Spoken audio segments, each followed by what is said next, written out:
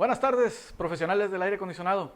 Mi nombre es Roberto Luzanilla, gerente de Producto y Garantías en Duventus. El día de hoy vamos a platicar o a seguir o a continuar con el tema de las tarjetas de los equipos inverter. La sesión pasada vimos lo que es comunicación. En este momento vamos a ver unos puntos de revisión que son muy importantes para el momento de diagnosticar alguna falla o algún mal funcionamiento. Poder conocerlos, ¿no? Más que nada es conocimiento. Recuerden que el equipo inverter tiene más electrónica, pero no quiere decir que sea susceptible de fallas.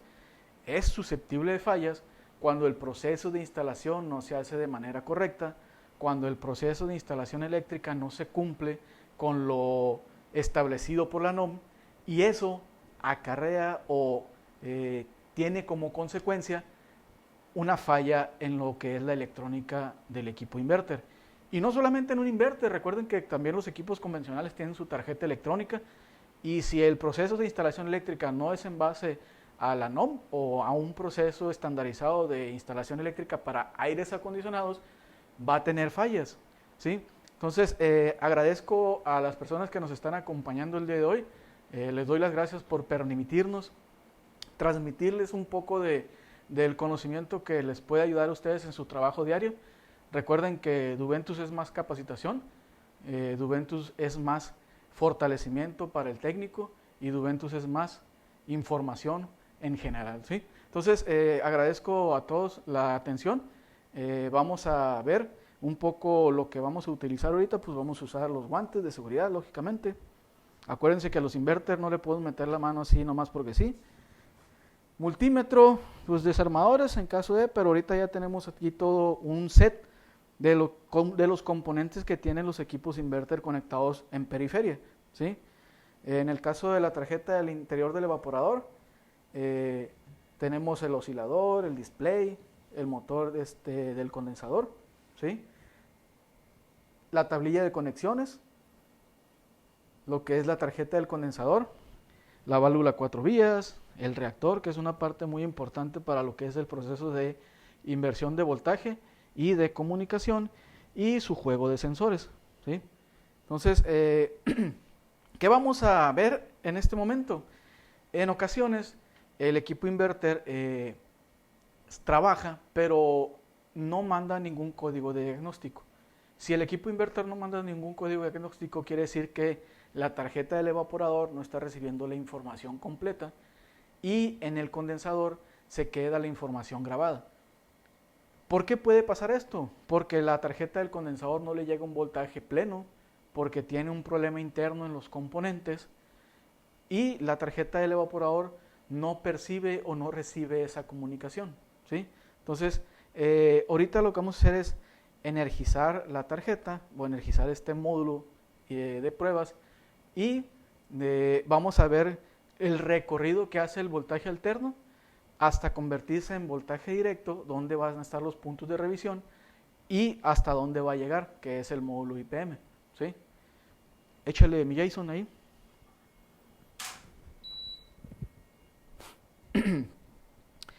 Es muy importante que realicemos estas pruebas dentro de los primeros 5 minutos que hay comunicación en la tarjeta, ¿sí? Vamos a poner nuestro multímetro. Primero en voltaje alterno, porque vamos a buscar el voltaje alterno que llega a la alimentación eléctrica, ¿sí? ¿De dónde llega el voltaje alterno? De lo que es L y N. Permítame. Falta la seguridad. Sin seguridad pueden pasar muchos accidentes, ¿sí? L y N.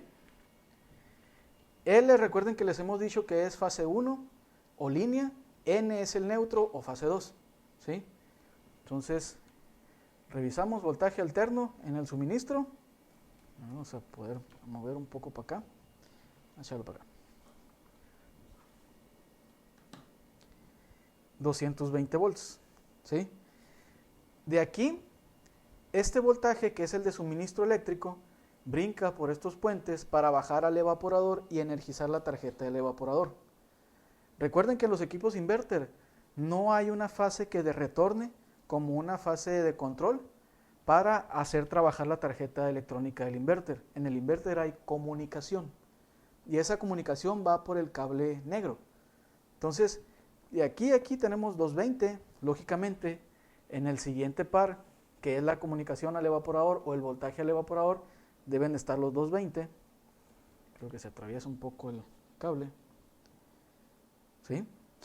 Y esos 220 los vamos a localizar tanto en el cable azul como en el café del evaporador. ¿Sí? ¿Qué quiere decir? Que el voltaje está llegando por el suministro eléctrico, el puente está correcto, puede ser que exista alguna falla en el puente y está bajando el voltaje alterno que comunica o que energiza la tarjeta para que la tarjeta convierta ese voltaje alterno a un voltaje directo en el caso de que el motor sea DC y para controlar todos los componentes periféricos, ¿sí? Display, motor, oscilador y sensores electrónicos.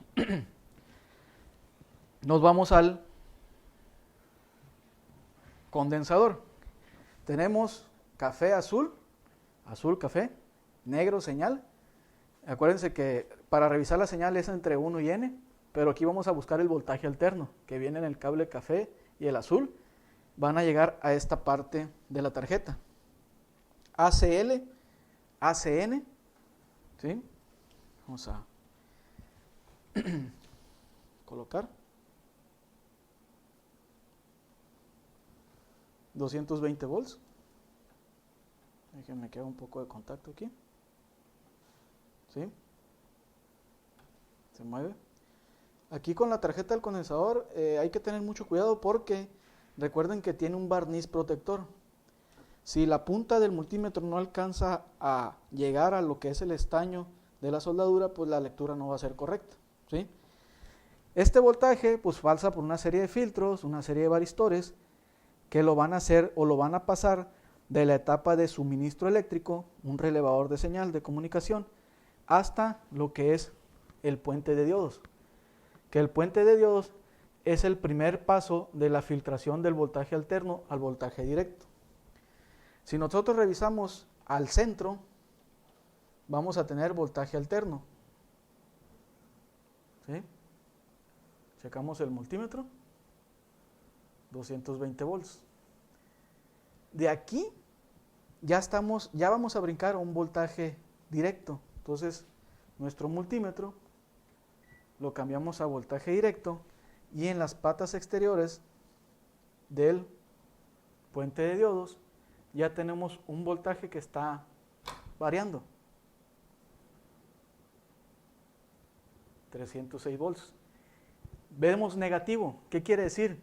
Que estoy tomando mal la referencia de la polaridad. Volteamos las puntas, colocamos y ya tenemos nuestro voltaje directo, 306 volts. Esos 306 volts van a pasar a los capacitores, que son esta parte de aquí, ¿sí?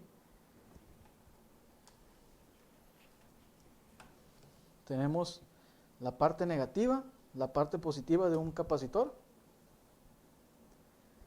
Como podemos ver en el multímetro, 314 volts. ¿Sí? La parte negativa, la parte positiva del otro capacitor. 314 volts. La parte negativa y la parte positiva del otro capacitor. Puede ser que tenga 2, 1, 3 capacitores dependiendo de la capacidad o de la potencia que ocupe la tarjeta electrónica. En este caso esta tarjeta es de un equipo de 2 toneladas que pues lógicamente por el tamaño y por la potencia que maneja hacia el compresor va a tener mayor potencia y ocupa más capacitancia. Aquí tenemos el puente de diodos, el módulo IPM, que después de los capacitores y el reactor, que es esta parte que está aquí, que sirve para acumular corriente, el capacitor para acumular voltaje, hacen el arreglo para que la señal de voltaje alterno que llega al puente de diodos y sale directo, pero en una señal pulsante. Al pasar por los capacitores y el reactor sale un bus de voltaje directo pleno. ¿Qué hace el módulo IPM?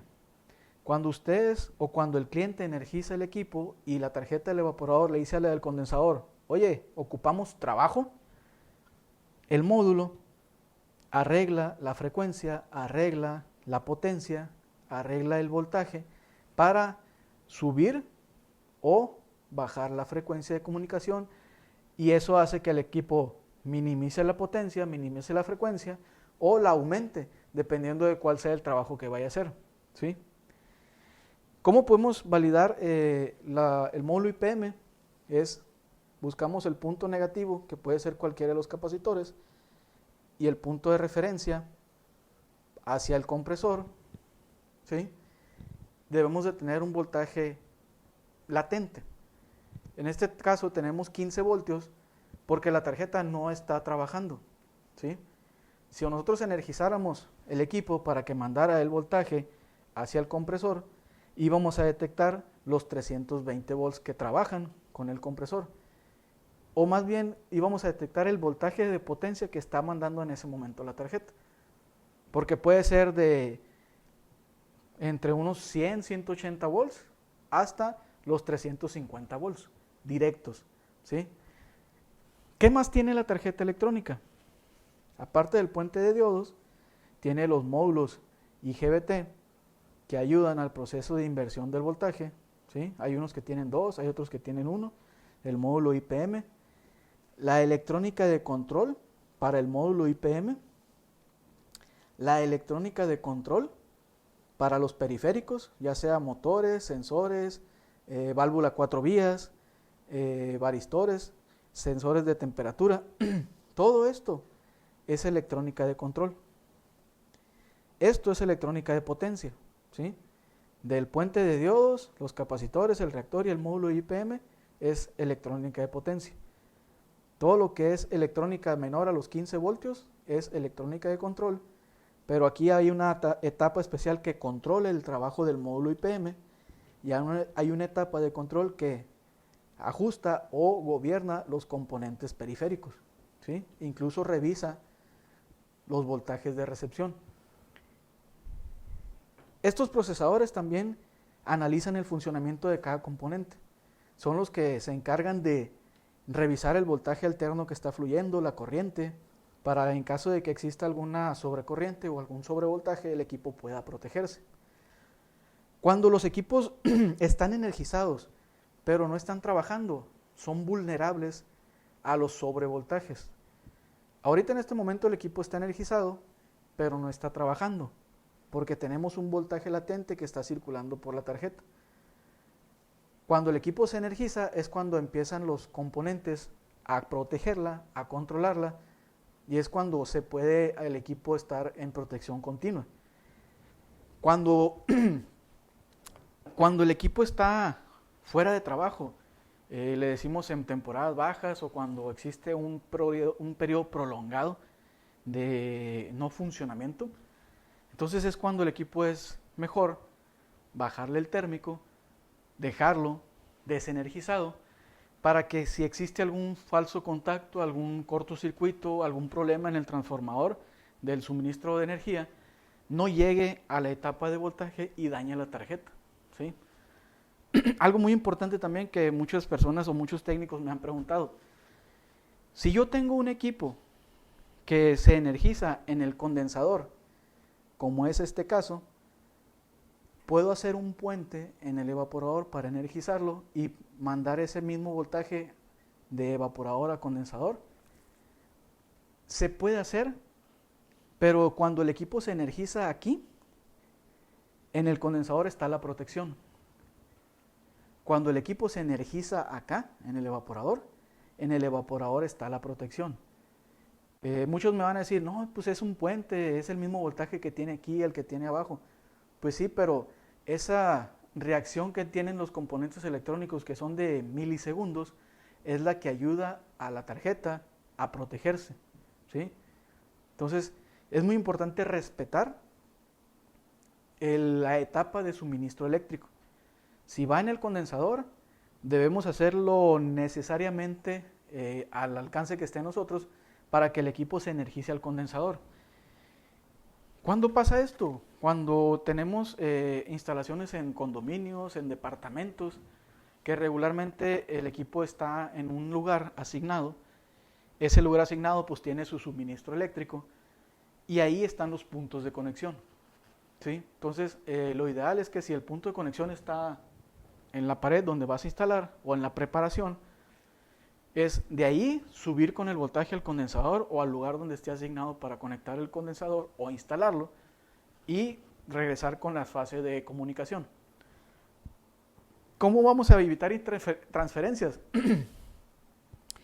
No colocando los cables juntos, ¿sí?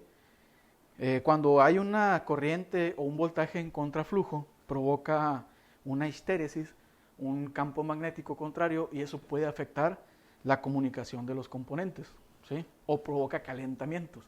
Entonces, no es bueno poner cables en una misma canalización con sentidos contrarios de flujo de voltaje, ¿sí? Entonces, ¿cómo lo vamos a corregir? Pues cuando coloquemos el kit de instalación, de un lado del kit colocamos el cable de voltaje y del otro lado del kit colocamos el cable de comunicación y tenemos un aislante con un tubo de cobre que va a hacer que no exista un campo magnético y no exista un sobrecalentamiento en los cables de comunicación. Entonces, en esa parte debemos de cuidarlos, ¿sí? Si es una casa de 2 pisos y no se tuvo el cuidado de alimentar o tomar en cuenta el proyecto de aire acondicionado, que es algo hasta cierto punto común, hacen las preparaciones pero nunca quedan conforme a lo que se necesita y energizan o mandan el voltaje al evaporador. Cuando no lo ocupa el evaporador, lo ocupa el condensador. Debemos hacer lo necesario para que ese cable llegue al condensador sin ningún problema y sin ningún entorche. Entonces, ¿cómo podemos hacer esto? Pues conociendo la tecnología, conociendo los componentes, conociendo las fichas técnicas, acercándose para preguntar. Recuerden que estamos abiertos a cualquier pregunta, a cualquier cuestionamiento que nos puedan hacer en el caso de lo que es los equipos y poder ayudarlos, ¿no? Entonces hay que cuidar esa parte. Hay equipos inverter, en el caso del solo frío, de 1,5 toneladas que el cable de conexión viene al evaporador, pero los de calefacción y los de calefacción 1, 1,5, 2 y 3 ya vienen directo al condensador. Entonces, la idea de esto es conocer. Recuerden que para nosotros es muy importante su conocimiento y es darles armas para dar con las posibles fallas. No quiere decir que el equipo va a fallar.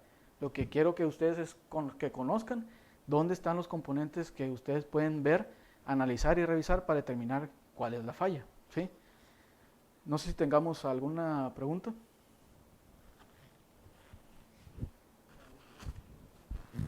¿Todo bien? Muy bien.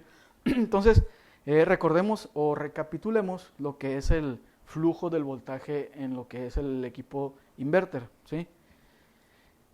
Si energizamos en el condensador, L y N son las fases. Existe este puente que hace que el voltaje pase al evaporador y pase al condensador, ¿sí? Este cable es la señal. Entre el 1 y el N va la señal de comunicación. Llega el voltaje al evaporador para energizar o para darle suministro eléctrico al display, al oscilador, al motor, a los sensores, a la bocina de alarma y a todos los componentes de protección. En el condensador pasa a lo que es la etapa de alimentación, ACLN, ACN, de ahí pasa por los varistores, por los protectores de fase, por los revisores de los toroides de eliminación de supresor de picos, el relay de comunicación y de ahí pasa al puente de diodos. El puente de diodos recibe el voltaje alterno al centro, la salida es el voltaje directo. De hecho, la polaridad del puente de diodos es donde está el corte o el ochavo, es el positivo y el otro es el negativo, ¿sí? Este voltaje que ya va directo pasa a los capacitores. En el capacitor se ajusta el voltaje junto con el reactor trabajan en paralelo. ¿Para qué? Para pasar el voltaje alterno, el voltaje directo, perdón, fluctuante, a un voltaje directo, un bus directo. Ese bus directo llega al módulo IPM, el cual es controlado por una serie de componentes periféricos que lo ayudan a mantener un trabajo, una comunicación con cada componente de la tarjeta, y cuando la tarjeta del evaporador le pide trabajo a la del condensador, este módulo sabe que el compresor a 60 Hz, 310 volts, desplaza un aproximado de 18 centímetros cúbicos de refrigerante para que el evaporador inunde lo necesario y dé un enfriamiento de 34 a 24 grados entre unos 15 y 20 minutos. Eso es lo que hace un equipo inverter, comunicarse entre tarjetas para que el condensador trabaje de la manera más eficiente, para que el evaporador trabaje de la manera más eficiente, mantengan un confort y sobre todo ahorren energía, ¿sí? Recuerden que Duventus es más tecnología y eso nos ayuda a que tengamos componentes electrónicos de calidad y podamos ofrecerles entre un 50 y un 60% de ahorro, aún utilizando en opciones o en temperaturas de confort, ¿sí? Que esa parte también ya la hemos tocado mucho en lo que son equipos inverter. Si ustedes manejan un equipo inverter de 24 o 26 grados, te garantizamos un ahorro del 55%, ¿sí? Si ustedes manejan un equipo inverter de 26 a 28 grados, el ahorro puede llegar hasta el 70%. Si ustedes manejan un equipo inverter de 22 a 24 grados, el ahorro va a bajar o se va a disminuir a un 40% aproximadamente. Si lo manejamos de 20 a 22, vamos a disminuir ese ahorro a un 10%. ¿Por qué? Porque el equipo inverter ajusta su funcionamiento, le da más potencia al compresor, le da un poquito más de capacidad de enfriamiento, pero eso cuesta energía. Y ahí es donde se pierde la capacidad o el ahorro energético, ¿sí? Entonces, la recomendación es 24 o 26 grados, temperatura estándar. Sí pueden trabajar a 20, a 22, pero entendamos que va a costar o vamos a castigar el ahorro de energía, ¿sí? Entonces, es muy importante que eso lo transmitamos nosotros como técnicos a nuestros clientes para que ellos realmente sepan cuál es el funcionamiento del equipo inverter, que es confort y ahorro de energía, ¿sí? No porque sea inverter va a generar más frío, ¿sí? Cuando es inverter, genera el mismo frío, los 12.000, los 18.000, los 24.000, los 36.000 BTUs por hora, pero si quieres manejar temperaturas más bajas, él lo que va a hacer simplemente es ajustar el funcionamiento para llegar a esa temperatura más rápido, pero costará energía, costará dinero de la factura de luz eléctrica, ¿sí? Entonces, si tienen alguna duda que ahorita no les esté brincando, que ahorita no les recuerde, y si de repente viene a la mente, recuerden que tenemos los canales de comunicación, Facebook, Twitter, YouTube, TikTok también. Ahí subimos TikTok, Instagram. ¿Y para qué? Para que ustedes tengan una comunicación plena con nosotros. Para nosotros es muy importante. Duventus es más comunicación con ustedes. Duventus es más comunicación con el cliente, ¿sí? Y para nosotros es muy importante mantener esa comunicación directa, ¿sí? Entonces, Dice que si lo subirás a YouTube. sí. ¿Sí, no, patrón? Sí, es que ya el de marketing es el bueno ahí, pues él lo va a subir. Dijo que lo va a subir, pues él lo va a subir. ¿Sí? Ya se comprometió. Entonces, ¿preguntas? Dice, saludos al ingeniero Luzanilla, nomás le sale al aire, también es buen caché, Raúl Camacho. Saludos, Raúl. Muy bien. Sí, ahí le hacemos a la pelota. Buenas tardes, ¿qué falla daría el equipo si lo alimentan con 250 volts? ¿Qué falla daría un equipo o no? Gracias, ingeniero. Si nosotros, lo que nos preguntan es, ¿qué falla tendríamos si alimentamos un equipo con más de 250 volts? El equipo no va a fallar, se va a proteger. ¿Qué es lo que hace un equipo inverter? Como les decía al principio, él va a analizar el voltaje y lo que no necesita lo va a desfogar. Para eso es muy importante algo que se me había pasado comentarles, la tierra física, ¿sí? El equipo inverter necesita tierra física para desfogar ese voltaje que no está utilizando. Igual que los equipos on-off. Si un equipo on-off tú lo alimentas con 250 volts, lo que vamos a hacer es meterle un estrés demasiado elevado al capacitor de trabajo del compresor, que es el primero que se va a dañar, y después al embobinado del motor del compresor, ¿sí? En el caso del inverter, el inverter recibe 250 volts, 255, los filtra, ocupa o nada más agarra lo que necesita, y lo que no le necesita lo descarga por la puesta a tierra, ¿sí? Si el equipo no está instalado en una buena puesta a tierra, una tierra física real, una tierra física efectiva, entonces vamos a tener problemas de protecciones contra sobrevoltaje o de revisión o códigos de error relacionados a alto voltaje, ¿sí? El equipo nominalmente trabaja de 208 a 230 volts, es el voltaje nominal. En el 110, de 110, 115 a 127, ¿sí? En equipos con alto voltaje, el equipo se va a proteger. Equipos con bajo voltaje, el equipo lo va a recibir, pero va a llegar un momento en el que se va a sobrecalentar por el trabajo excesivo y eso va a hacer que mande el código de protección, no de daño.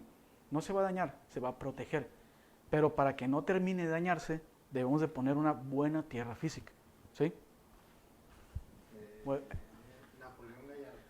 Napoleón Gallardo, ¿qué pasó? ¿Algunas fallas comunes, como ejemplo, que sean reparables y que no impliquen cambio completo? Tenemos componentes en la tarjeta como los varistores, los fusibles, los relevadores de señal, las bobinas o los inductores que podemos cambiar, que son en la etapa de suministro eléctrico. Podríamos encontrar algunos puentes de diodos. Hay que revisar nada más el número de parte, ¿sí? Capacitores, también podemos encontrar algunos capacitores en el mercado. Nada más hay que revisar los microfaradios de ese capacitor y el voltaje de trabajo. El problema más grave viene en el módulo, porque el módulo IPM tiene una programación de fábrica para realizar el trabajo en conjunto, electrónica de potencia con electrónica de control. Entonces, si nosotros ponemos un módulo que no sea el similar o el igual, va a contraponerse con la lógica de funcionamiento de la etapa de control. ¿Qué es la etapa de control? Pues es la que regula el funcionamiento, porque el equipo ya llegó a la temperatura, va a bajar las frecuencias, va a bajar la potencia, pero si no hay una buena comunicación en esos componentes, el equipo va a fallar. Y créanme que un módulo IPM, que es casi el corazón de la tarjeta, tiene más o menos un costo similar a comprar toda la tarjeta nueva. Entonces, cuando son componentes comunes, fusibles, varistores, relevadores, algunas bobinas, resistencias, algunos diodos, sí podemos reemplazarlos, pero ya lo que es la electrónica de potencia ya es un diseño exclusivo para cada fábrica, para cada marca y para cada tipo de tecnología, ¿no? ¿Sí? Entonces ahí sí ya tendríamos que reemplazar la tarjeta inevitablemente, ¿sí? Alejandro Simón Velarde. Alejandro Simón, saludos. ¿Cuánto lleva un Classic 220 una tonelada en gas imperante? El Classic 220 de una tonelada en gas lleva 2 kilos 60 gramos. El amperaje oscila en un rango de 8.5 a 11 amperes, ¿sí?